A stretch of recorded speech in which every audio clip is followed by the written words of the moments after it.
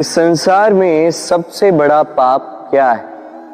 कोई कहेगा असत्य, कोई कहेगा छल, तो कोई कहेगा लालच। नहीं, संसार में सबसे बड़ा पाप है नारी का असम्मान, नारी का मान भंग करना। क्योंकि ये अपराध केवल नारी के शरीर को ही नहीं, उसके मन और उसके आत्मा पर भी प्रहार करती है। फिर प्रश्न ये उठते हैं कि जिसने भी ये अपराध किया है उसे दंड क्या दिया जाए? फिर कोई कहता है शारीरिक पीड़ा, कोई कहता है मृत्यु दंड। किंतु इस अपराध का दंड निश्चित करने से पूर्व क्या ये जानना महत्वपूर्ण नहीं है कि अपराधी है कौन? अब आप कहेंगे कि सरल सी बात है, वही पुरुष जिसने स्त्री का मान भंग किया। किंतु क्या ये पूर्णतः सत्य है? क्या स्वयं के अपमान के लिए, स्वयं के सम्मान को खोने के लिए कभी कभी नारी स्वयं उत्तरदायी नहीं हो सकती? सोच के देखिए, सम्मान खोने से बचने के लिए पहले सम्मान की सीमा पर दृष्टि रखना आवश्यक है। रावण सीता का हरण इसलिए कर पाया क्योंकि सीता ने भोलेपन के कारण रावण का उस सीमा को लांघना सरल कर दी। किंतु अशोक वाटिका में उसी सीता को रावण स्पर्श तक नहीं कर पाया क्योंकि उसने रावण और उसके मध्य में तिनके की एक छोटी सी दीवार बना दी थी। जीवन में ना कहना सीखें। यदि कोई आपके सम्मान की सीमा को पार करने का प्रयास करे तो उसे वही रोकना सीखें। आपके ऊपर उठे पहले हाथ को, पहले कटाक्ष को वही रोक देना सीखें। फिर किसी पुरुष में साहस नहीं कि वो पुनः आपका अपमान करने का प्रयास भी कर सके, क्योंकि नारी जननी आराध्य है। तो स्वयं को निर्बल मानकर आप अपराधी ना बने। राधे राधे। इस कमल के पुष्प को देख रहे हैं? इसकी एक विशेष बात है, जल स्तर कितना भी बढ़ जाए ये पुष्प सदैव जल सतह के ऊपर ही रहेगा। और इसका कारण है इसकी ये नाल। जैसे जैसे जल स्तर बढ़ता है वैसे वैसे ये नाल भी बढ़ती और इस पुष्प को जल सतह के ऊपर रखती। किंतु जब जल स्तर घटता है ये नाल घट नहीं पाती और फिर स्वयं के साथ ही इस पुष्प का भी विनाश कर देती। मनुष्य के साथ भी यही होता है। जैसे जैसे मनुष्य समृद्ध होता जाता है वैसे वैसे उसका जीवन स्तर बढ़ता जाता है, उसकी अपेक्षाएं, उसकी आवश्यकताएं बढ़ती जाती। किंतु जब संपन्नता घटने लगी उसकी आवश्यकताएं कम नहीं हो पाती और फिर इसी कमल की भांति मनुष्य भी टूट जाता है। तो फिर क्या करें? क्या किया जाए इस परिस्थिति में? जीवन स्तर बढ़ाना छोड़ दे? कदापि नहीं। किंतु जीवन स्तर बढ़ाने के साथ साथ ही अपनी आत्मशक्ति को सुदृढ़ करें। संकट का समय आने पर आप अपना जीवन कैसे व्यतीत करेंगे इसका अभ्यास करें, क्योंकि जीवन स्तर और जल स्तर तो घटते बढ़ते रहेंगे। ये आप पर निर्भर करता है कि आप इन दोनों के बीच का तालमेल कैसे सुनिश्चित करते हैं। राधे राधे। इस हीरे को देख रहे हैं आप? लाखों करोड़ों वर्षों तक धरती के गर्भ में रहने के पश्चात ये इतना कठोर बनता है। किंतु जब खान से निकाला जाता है कोयले की ही भांति होता है, श्वेत, कठोर, निस्तेज। किंतु जब इसे तराशा जाता है तब इसे तेज प्राप्त होता है और तब ये अपना मूल्य बढ़ाता है। संसार में मनुष्य के साथ भी यही होता है।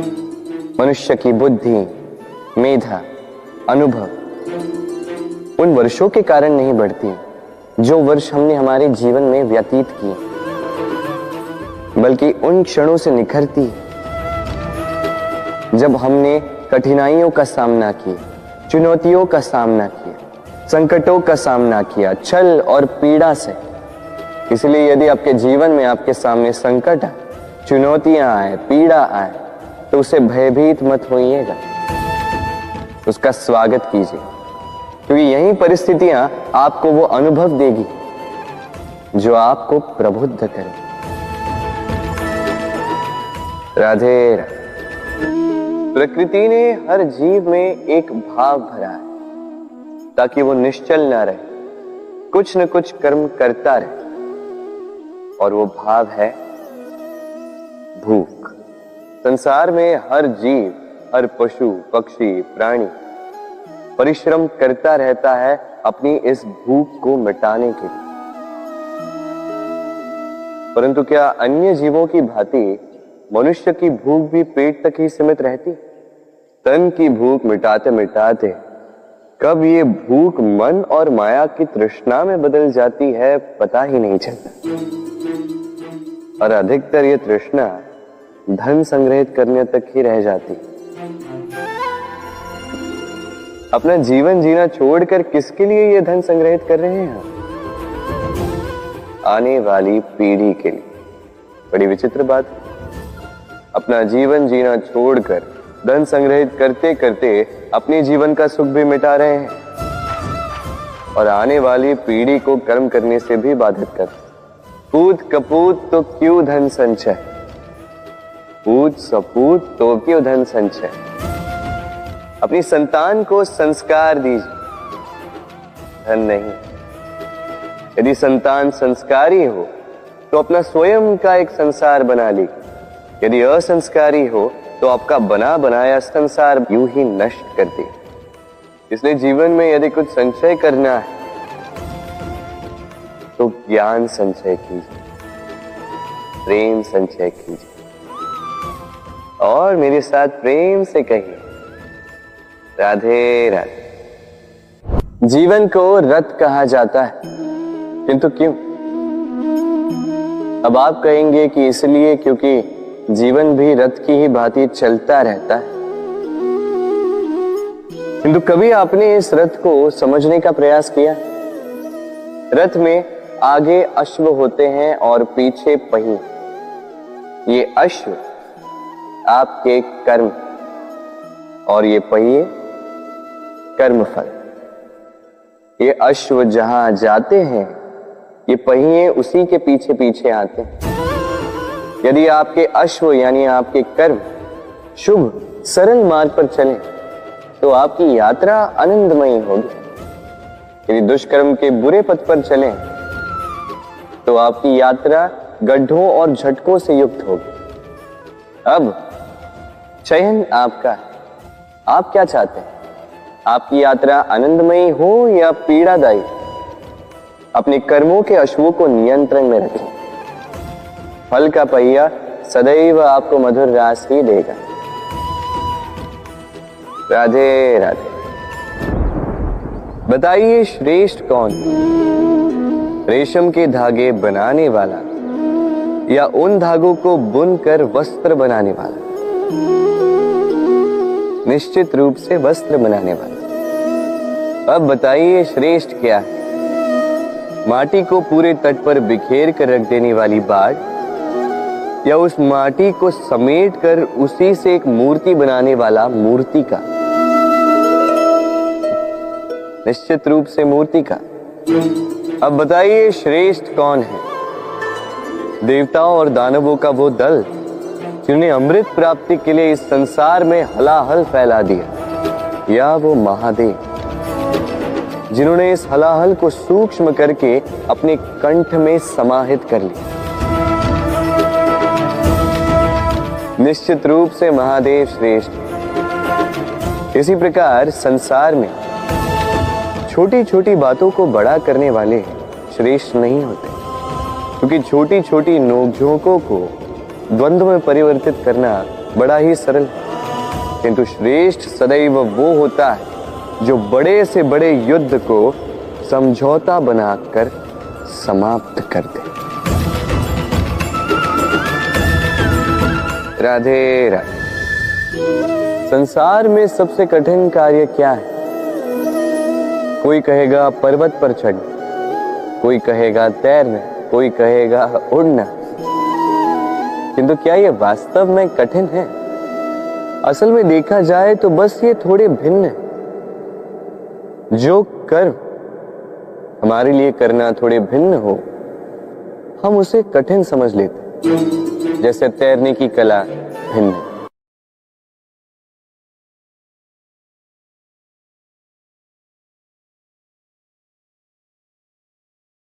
बड़े ही परिश्रम से इसे बनाती हैं, अपने शरीर के रस से इसे बुनती हैं। क्या आप इसका उद्देश्य जानते हैं? आखिर मकड़ी इन जालों में नन्ही कीटों को फंसाकर उन्हें अपना भोजन बना लेती है। और क्या आप ये बात जानते हैं कि एक दिन मकड़ी इन्हीं जालों में फंसकर मृत्यु को प्राप्त हो जाती है? बताइए क्या करते हैं आप इन जालों के साथ? दिखते ही हटा देते हैं इनका अस्तित्व, है ना? दूसरी ओर चिड़िया का घोंसला। चिड़िया भी बड़े परिश्रम से इसे बनाती है, किंतु यदि चिड़िया इसे छोड़कर चली भी जाए, उसके पश्चात भी लोग इसका विनाश नहीं करते। कारण क्या? कारण यह है कि इसका निर्माण जीवन के संचयन के लिए किया गया था, आखेट के लिए नहीं। स्मरण रखिएगा, जीवन में आपका परिश्रम कितना भी अधिक हो, यदि आपका लक्ष्य शुभ ना हो तो आपको भी विनाश पाना ही होगा। तो सृजन करते रहिए और मगन होकर कहिए राधे राधे।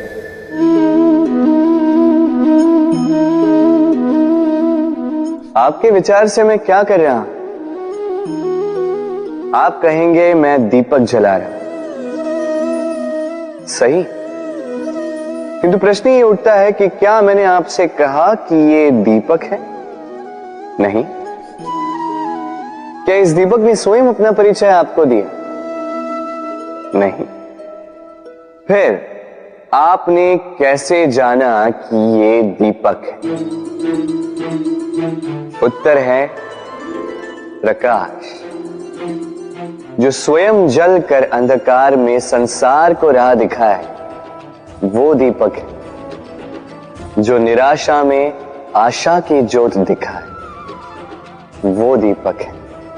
दूसरी ओर सर्प है, जो दिखे नहीं, बस फुफकार दे तो लोग भयभीत हो जाते हैं।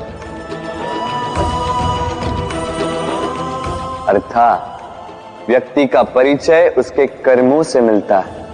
इसलिए आपको ये बताने की आवश्यकता नहीं कि आप कौन हैं।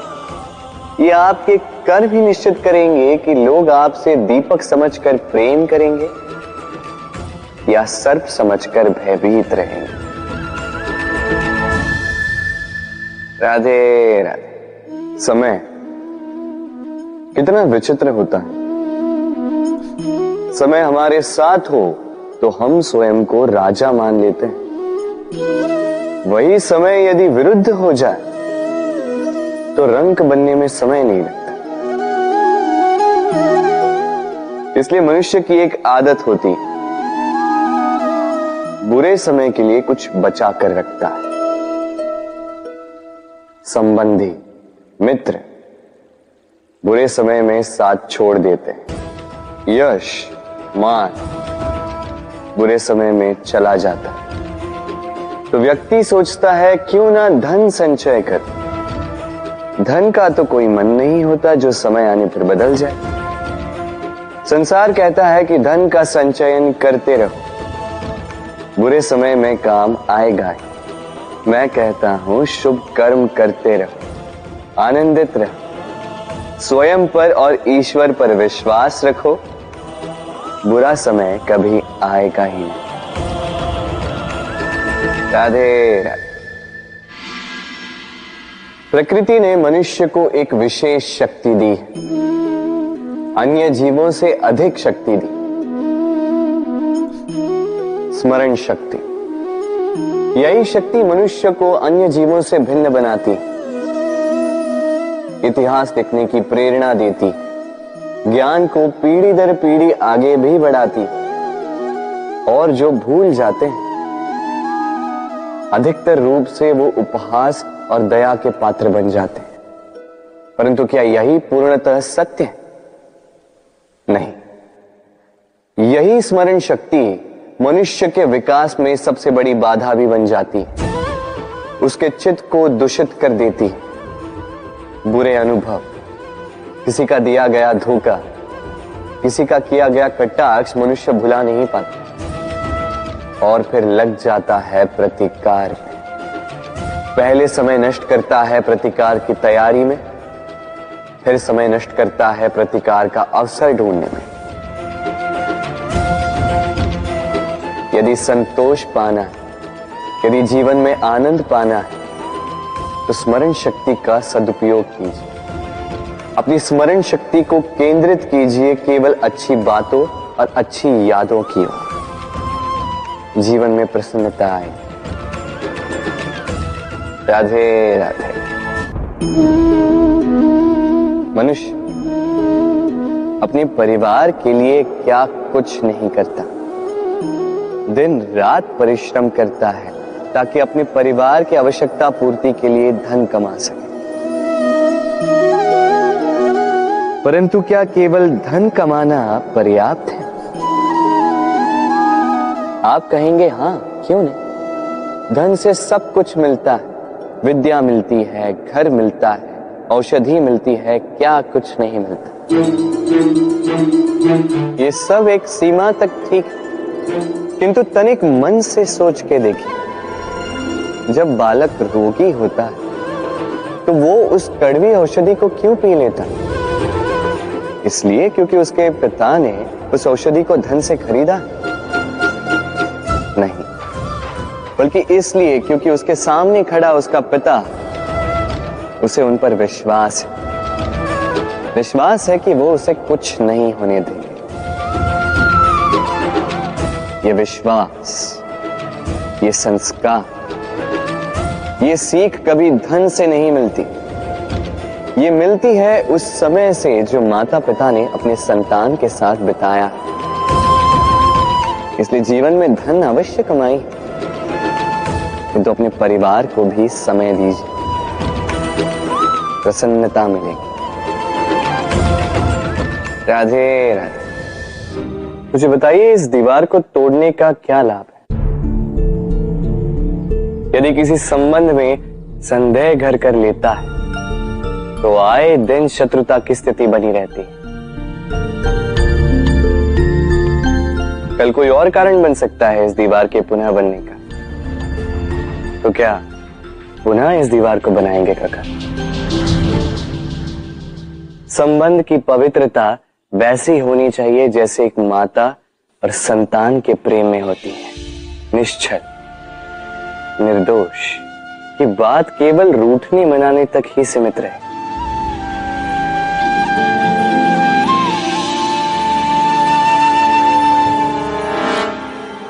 और कोई भी घुसपैठिया आकर भावों को दूषित न कर पाए। ना कोई वस्तु, ना कोई परिस्थिति, ना कोई व्यक्ति,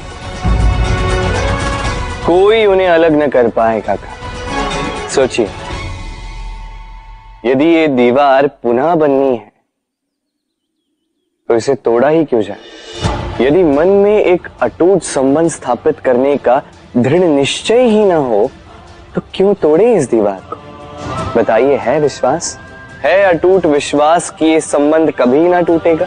यदि है तो तोड़ दीजिए इस दीवार को, अन्यथा पति पत्नी का संबंध सबसे बड़ा संबंध माना जाता है और है भी। सप्तपदी लेकर 7 जन्मों तक दोनों एक दूसरे के साथ जुड़ जाते हैं, एक दूसरे के अर्धांग बन जाते हैं।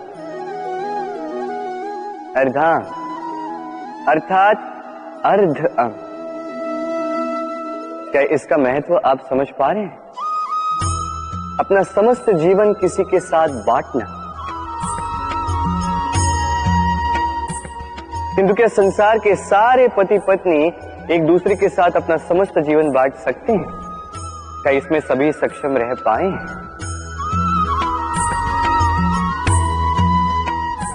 अपना जीवन किसी और के साथ बांटने के लिए सबसे महत्वपूर्ण बात है स्वीकृति, स्वीकार करना, सामने वाले व्यक्ति को स्वीकार करना, उसकी अच्छाइयां भी, उसकी बुराइयां भी, संपूर्णतः रूप से व्यक्ति को स्वीकार करना होगा।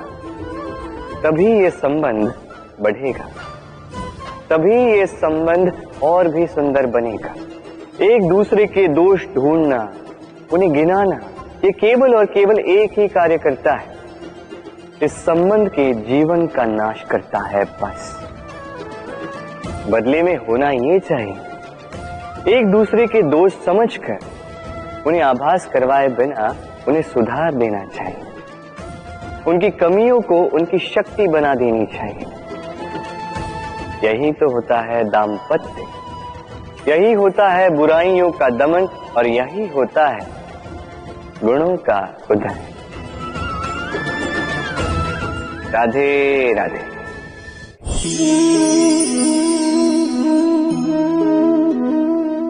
कंकड़ इतना छोटा सा कि उंगली पर आ जाए, किंतु सोचिए यदि यही कंकड़ आंख में लग जाए तो कितनी बड़ी समस्या बन जाता है। अब सोचिए ये कंकड़ आपके मार्ग में है, आप पादुकाएं पहनकर बड़ी सरलता से आगे निकल जा सकते हैं, किंतु यदि यही कंकड़ आपके पांव और पादुकाओं के बीच फंस जाए तो आप ठीक से चल नहीं पाएंगे, भले ही वो मार्ग पुष्पों से भरा क्यों ना। अर्थात आप बाहर की समस्याओं से, उन चुनौतियों से लड़ सकते हैं, भीतर की नहीं। भीतर की समस्याओं से लड़ना अत्यंत कठिन होता है, इसलिए सर्वप्रथम आप भीतर से शक्तिशाली हो जाइए, भीतर से पूर्ण हो जाइए, फिर आप इस संसार के समस्त समस्याओं और चुनौतियों से लड़ सकते हैं, आप विजयी हो सकते हैं। राधे राधे। प्रेम, ये प्रेम इस संसार में किसे नहीं भाता, हर किसी ने प्रेम का अनुभव किया ही, हर कोई जानता है ये प्रेम कितना सुंदर है, क्यों ना। ये प्रेम भाव इस संसार में सबसे शक्तिशाली भाव। अब हर शक्ति के साथ आते हैं कुछ उत्तरदायित्व। अब जैसे ही ये उत्तरदायित्व हमारे जीवन में आते हैं, हम सर्वप्रथम प्रेम को भूल जाते हैं, फिर हमें ये प्रेम, ये बोझ लगने लगता है। किंतु इस संसार का सत्य तो यही, हर प्रसन्नता के साथ उत्तरदायित्व आएंगे जिसका पालन हमें करना ही होगा। अब यदि मैं आपको उदाहरण दूं, आपके बगीचे में आप चाहते हैं कि एक सुंदर सा पुष्पों से भरा हुआ वृक्ष आए, तो सर्वप्रथम उसके लिए आपको जल और धूप का आयोजन करना होगा, उसके जड़ों पर दीमक ना लगे ये आपको सुनिश्चित करना होगा, उसके आसपास उगी खरपतवार वो आपको हटानी होगी, उसी के पश्चात तो आपके उस बगीचे में वो सुंदर पुष्पों से भरा वृक्ष आएगा। क्यों? इसी प्रकार होता है प्रेम भी। सर्वप्रथम आपको इसमें समर्पण का खाद जल डालना होगा, अविश्वास और संदेह, इसकी खरपतवार आपको हटानी होगी, और विश्वास की ये जड़ें कभी ना दुर्बल पड़े ये आपको सुनिश्चित करना होगा। उसी के पश्चात प्रेम का वास्तविक सुख आप अनुभव कर पाएंगे। राधे राधे। प्रेम, प्रेम क्या है सभी जानते हैं। सामान्य रूप से ये प्रेम आकर्षण से प्रारंभ होता है और इसमें कुछ भी बुरा नहीं है। महत्वपूर्ण बात यह है कि इस प्रेम का लक्ष्य क्या है। जिससे आपने प्रेम किया उसे पा लेना या ना पाने के कारण स्वयं को विचलित कर इस संसार से मुख मोड़ लेना। यदि कोई इन दोनों विकल्पों में से कोई एक चुनता है तो आपको बता दो, ये दोनों ही प्रेम का अंत है। प्रेम का असली अर्थ है समर्पण,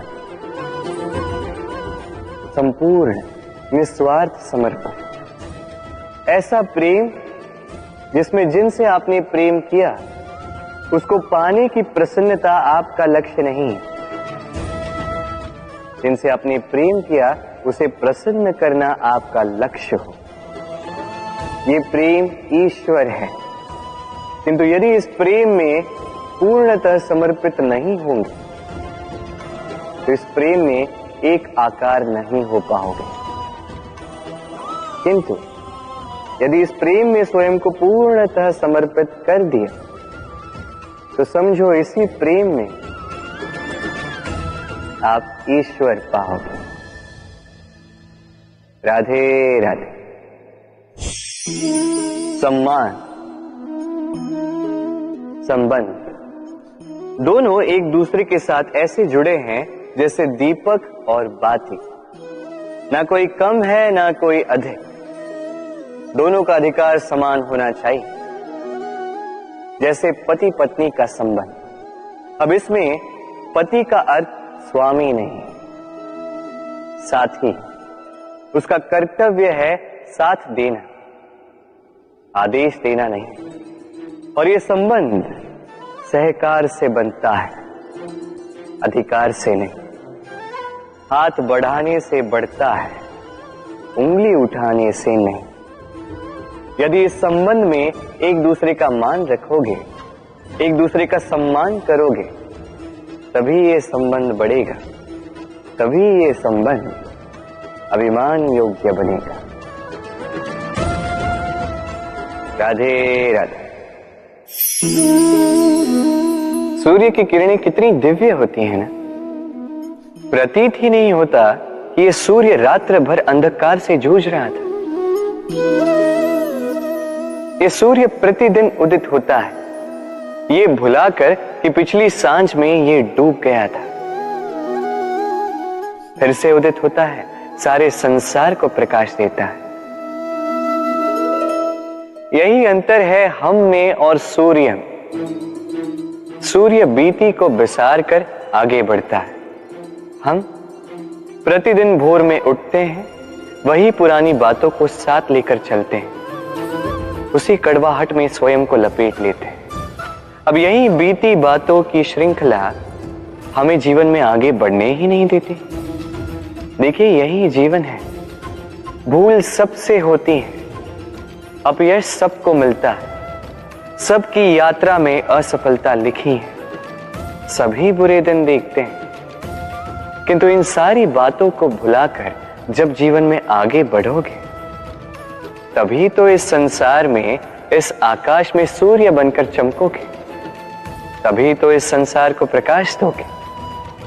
इसलिए प्रतिदिन जागिए, एक नए जन्म के साथ, एक नए उत्साह के साथ, एक नए लक्ष्य के साथ।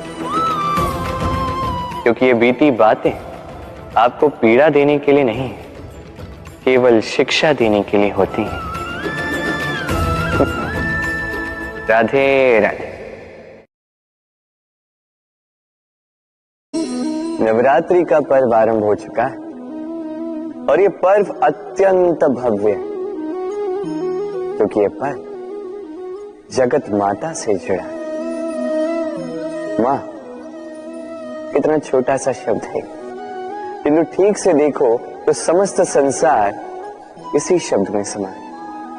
मां जो अपनी संतान के लिए हर संभव प्रयास करती है, कुछ भी करने के लिए सज्ज रहती है।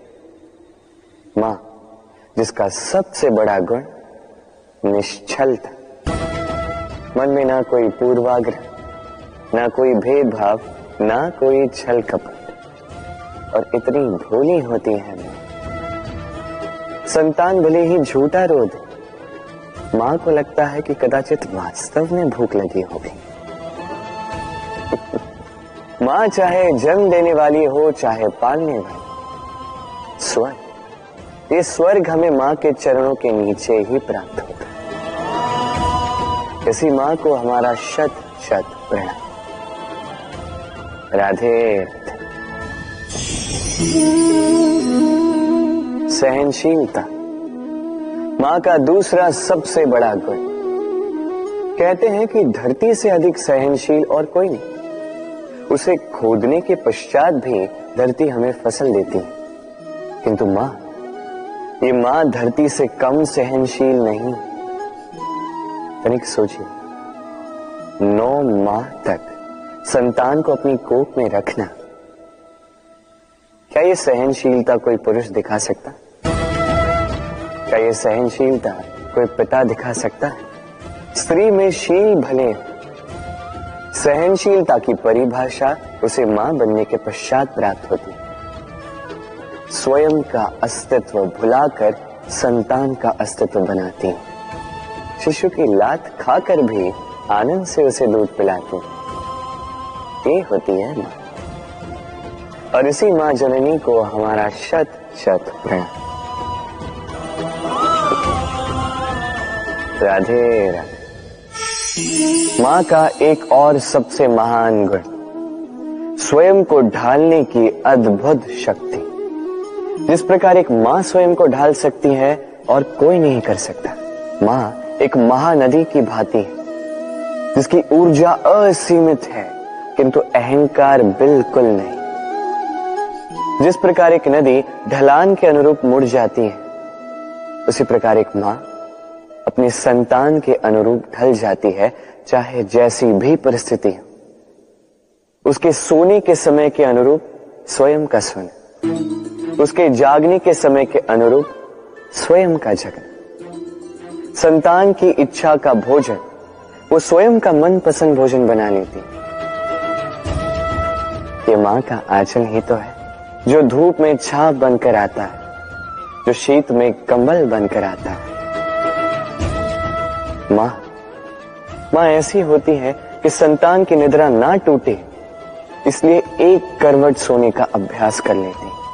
और इतना स्वयं को केवल वही ढाल सकती है जो संतान की ढाल बन सकती है।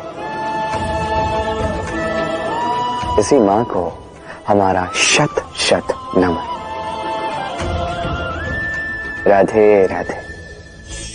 मां के 2 और सबसे महान गुण, साहस और संबल।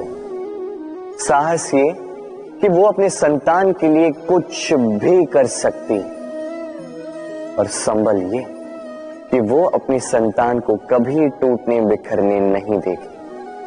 तनिक सोचिए, जब भी आपको चोट लगती है, चीख से पूर्व मां का नाम मुख में क्यों आता है? तनिक सोचिए, जब आपको बल की आवश्यकता होती है, साहस की आवश्यकता होती है, आगे आप अपना मार्ग देख रहे हैं जो अत्यंत कठिन प्रतीत हो रहा है, तब मुख से मां की ही शपथ क्यों निकलती है? क्योंकि मां ही है जो हमें साहस देती है, मां ही है जो हमें सहारा देती है। मां जानती है कैसे हमारी उंगली पकड़ के हमें चलना सिखाना है। मां ये भी जानती है कि कैसे कान पकड़ के हमें उचित मार्ग पर लाना है। इसी साहसी मां को हमारा शत शत नमन। राधे राधे। कभी आपने सुना है, हिरणी सिंह से बचने के स्थान पर उससे जाके लड़ पड़ी। हिरणी ने सिंह पर आक्रमण कर दिया। कभी सुना है? कभी नहीं।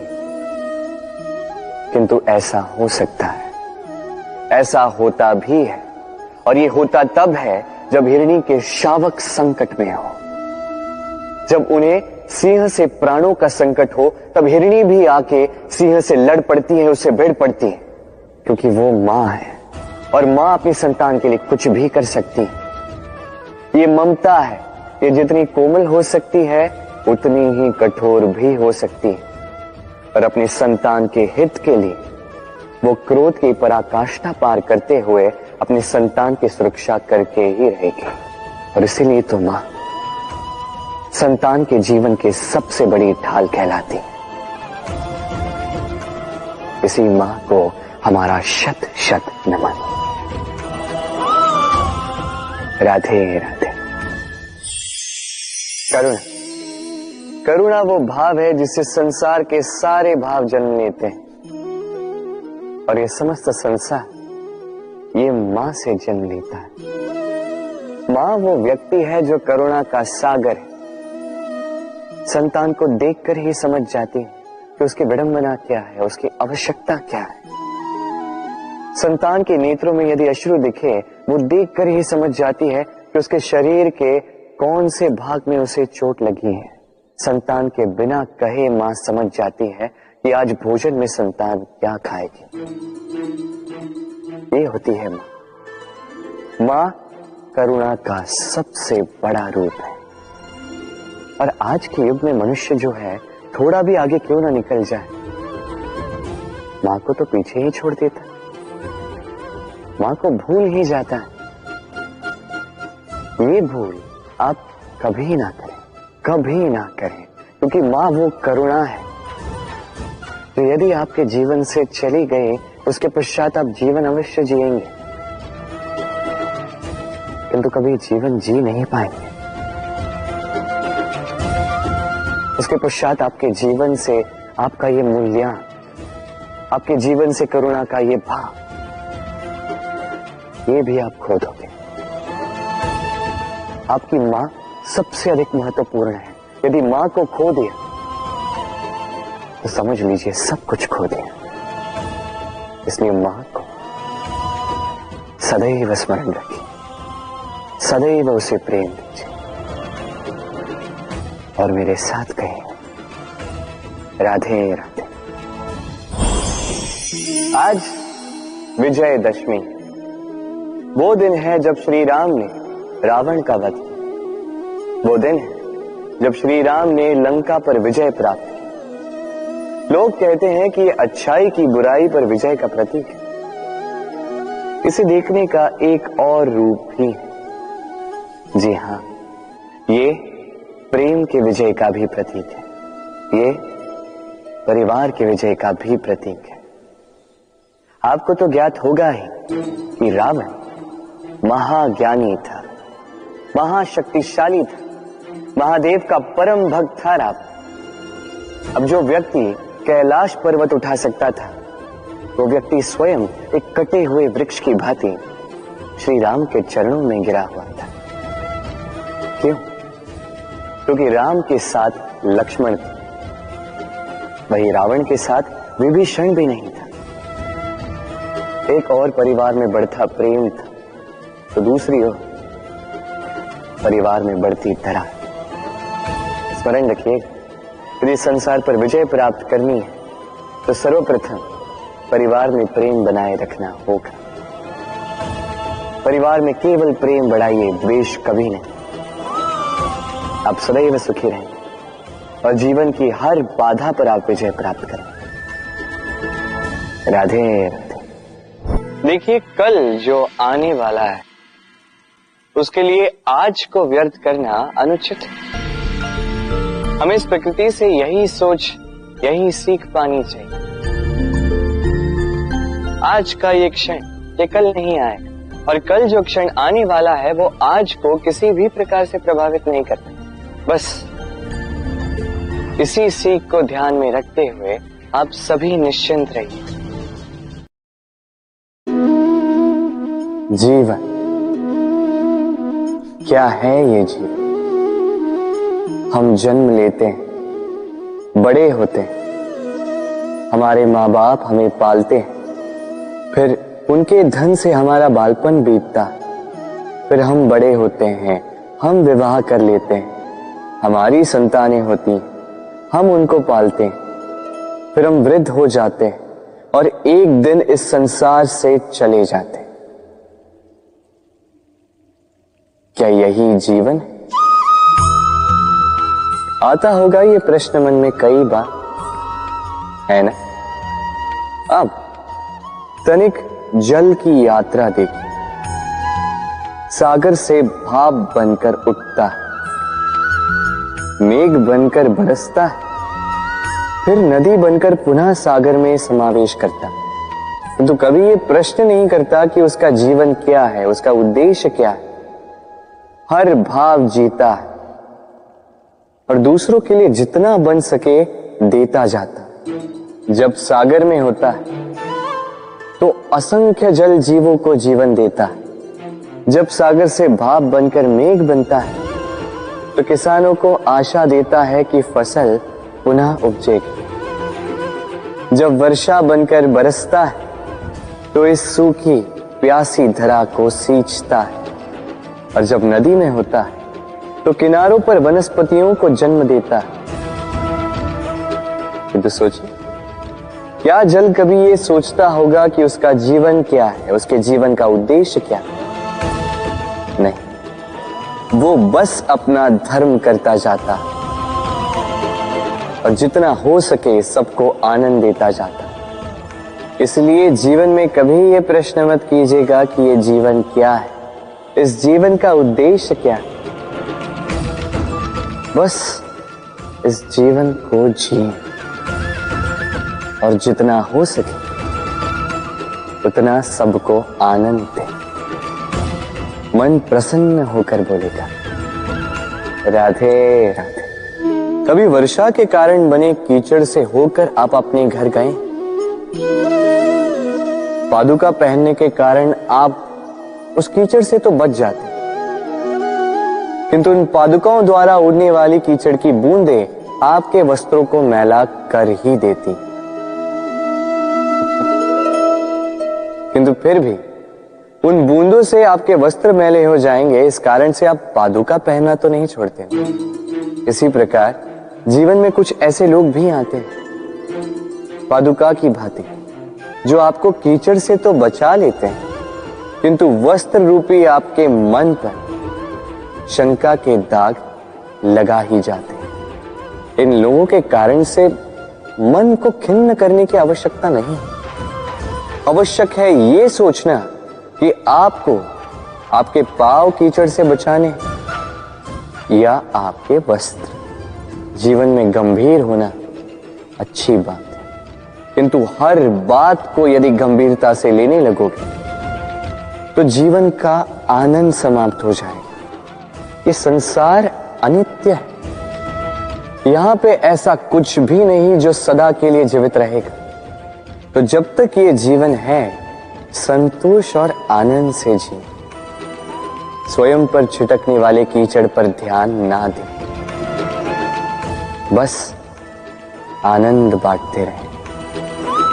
मन प्रसन्न होकर बोले राधे राधे। व्यक्ति को जब अपने प्रेम को खो देने का भय होता है तो वो अपने प्रेम को इतने कस के पकड़ कर रखता है कि प्रेम को ही पीड़ा होने लगती है। प्रेम पा तो लेता है, किंतु उसे कैसे सहेजना है ये जब उसे नहीं समझ आता, तब वो उस प्रेम पर स्वामित्व पाने का प्रयास करता है और यहीं जन्म लेती है असुरक्षा की ये भावना, ईर्ष्या। जब एक लंबे वियोग के पश्चात दो प्रेमी एक दूसरे से पुनः मिलते हैं तो सबसे पहला भाव जो उनके मन में आता है वो ये कि कैसे एक क्षण के लिए भी अपने प्रेमी को स्वयं से दूर न जाने दो, कैसे अपने जीवन का एक एक क्षण अपने प्रेमी के साथ बिता। प्रयास ये रहता है दाऊ, इन दो प्रेमियों के मध्य में कोई भी ना आ पाए, और जब ये नहीं हो पाता तब जागती है ईर्ष्या, परीक्षा। एक ऐसी व्यवस्था जिससे मुझे, आपको, सबको कहीं ना कहीं दो चार होना ही पड़ता है। स्मरण कीजिए अपना बालपन। आप परीक्षा देने बैठे हैं। अब कुछ बालक ऐसे होते हैं जो वर्ष भर परिश्रम करते हैं, पढ़ते हैं, मन से परीक्षा देते हैं। कुछ बालक ऐसे होते हैं जो अपने आसपास बैठे बालकों की नकल करते हैं और परीक्षा में उत्तीर्ण भी हो जाते हैं। बुरा लगता है ये सोचकर कि कोई बिना किसी परिश्रम के परीक्षा में उत्तीर्ण कैसे हो सकता है, किंतु स्मरण रखिएगा, जो नकल करते हैं वो परीक्षा में उत्तीर्ण हो सकते हैं, सफल नहीं, क्योंकि वो नकल करते हैं, बिना प्रश्न को समझे, बिना उत्तर का तरीका निकाले। यही हमारे साथ भी होता है। हम हमारे जीवन में दूसरों को देखते हैं, उनकी नकल करते हैं, उनकी भांति बनने का प्रयास करते हैं, किंतु ना हमारे जीवन में सफलता आती है, ना आनंद आता है। क्यों? क्योंकि हम एक विशेष बात भूल जाते हैं कि प्रत्येक मनुष्य का व्यक्तित्व भिन्न होता है। आप दूसरों की नकल करके अपना जीवन व्यतीत कर सकते हैं, किंतु यदि अपने जीवन में सफलता लानी, यदि अपने जीवन में आनंद लाना है, तो स्मरण रखिए, स्वयं के प्रश्नों का उत्तर जीवन में स्वयं को ही खोजना होगा। राधे राधे। मनुष्य को जब सफलता मिलती है, तब उसमें जागता है अहंकार, और ऐसे में मनुष्य अक्सर एक बात भूल जाता है, झुकना। सोचता है कि मैं किसी के समक्ष क्यों झुकूं? और ऐसा इसलिए होता है क्योंकि मनुष्य एक महत्वपूर्ण बात भूल जाता है कि संसार में, इस जीवन में उसने जो भी प्राप्त किया है, झुककर प्राप्त किया। बालपन में चलना सीखा तो इस धरा पर झुककर, गिरकर। बड़ों का आशीष लिया तो झुककर। किसान को फसल काटने के लिए झुकना पड़ता, कुएं से पानी निकालने के लिए पात्र को झुकना पड़ता है। भगवान से आशीर्वाद प्राप्त करने के लिए उनके समक्ष झुकना पड़ता है। आंधियों में वृक्ष सुरक्षित कैसे रहते? झुककर। सम्मान कैसे पाया जाता है? झुककर। किसी के समक्ष झुकने का अर्थ स्वयं का आत्मसम्मान खो देना नहीं, उसका अर्थ होता है विनम्रता। हम मनुष्य हैं और इस आकाश की ऊंचाइयों तक पहुंचने के लिए हमें किसी पक्षी की भांति पंखों की आवश्यकता नहीं। बस जितना झुकेंगे उतना ही ऊपर उठेंगे। राधे राधे। आप इस संसार में ऐसे कई लोगों को जानते होंगे जिन्हें आप स्वार्थी मानते हैं, जो आवश्यकता पड़ने पर ही आपको स्मरण करते हैं, अन्यथा वर्षों तक कहीं दिखाई भी नहीं देते, किंतु जैसे ही उनकी आपके सहायता की आवश्यकता पड़ती है, हाथ जोड़कर आपके सामने सज्ज रहते।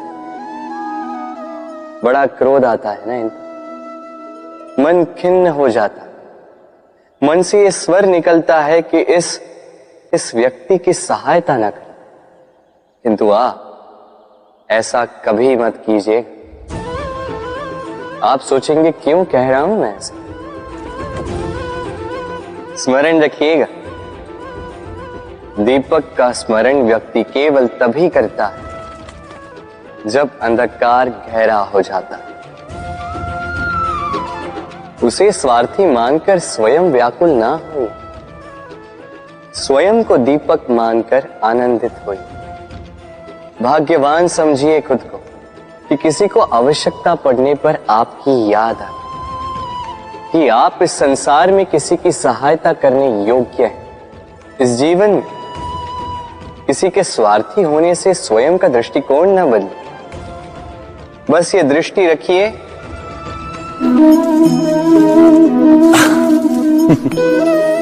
मनुष्य के सारे संबंधों का आधार है अपेक्षा। पति कैसा हो जो मेरा जीवन सुख और सुविधा से भर दे, पत्नी कैसी हो जो सदैव मेरे प्रति समर्पित रहे, संतान कैसी हो जो मेरी सेवा करे, मेरा आदेश माने।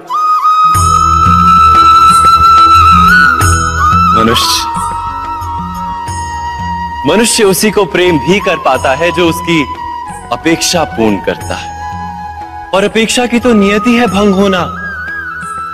कैसे? क्योंकि अपेक्षा मनुष्य के मस्तिष्क में जन्म लेती है। कोई अन्य व्यक्ति उसकी अपेक्षाओं के बारे में जान ही नहीं पाता। पूर्ण करने की प्रामाणिक इच्छा हो तब भी कोई मनुष्य किसी की अपेक्षाओं को पूर्ण नहीं कर पाता, और वहां से जन्म लेता है संघर्ष।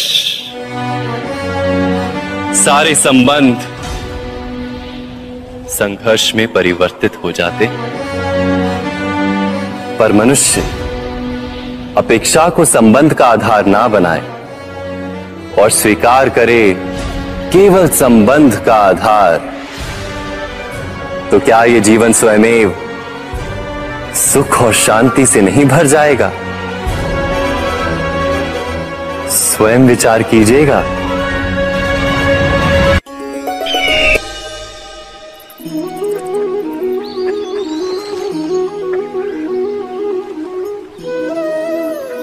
समय के आरंभ से ही मनुष्य को एक प्रश्न सदा पीड़ा देता है कि वो अपने संबंधों में अधिकतम सुख और कम से कम दुख किस प्रकार प्राप्त कर सकता है।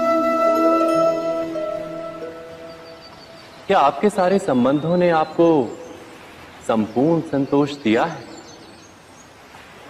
विचार कीजिए। हमारा जीवन संबंधों पर आधारित है। हमारी सुरक्षा संबंधों पर आधारित है। इसी कारण हमारे जीवन के सारे सुखों का आधार भी संबंध है। किंतु फिर भी हमें संबंधों में ही अधिकतर दुख क्यों प्राप्त होते हैं? सदा ही संघर्ष भी संबंधों से ही उत्पन्न क्यों हो जाते हैं? कभी विचार किया है? जब कोई व्यक्ति किसी अन्य व्यक्ति के विचार अथवा कार्य को स्वीकार नहीं करता, उसमें परिवर्तन करने का प्रयत्न करता है, तो संघर्ष जन्म लेता है। अर्थात जितना अधिक अस्वीकार उतना ही अधिक संघर्ष, और जितना अधिक स्वीकार उतना ही अधिक सुख। क्या ये वास्तविकता नहीं? यदि मनुष्य स्वयं अपनी अपेक्षाओं पर अंकुश रखे, अपने विचारों को परखे, किसी अन्य व्यक्ति में परिवर्तन करने का प्रयत्न ना कर स्वयं अपने भीतर परिवर्तन करने का प्रयास करे, तो क्या संबंधों में संतोष प्राप्त करना इतना कठिन? अर्थात क्या स्वीकार ही संबंध का वास्तविक अर्थ नहीं? स्वयं विचार कीजिए।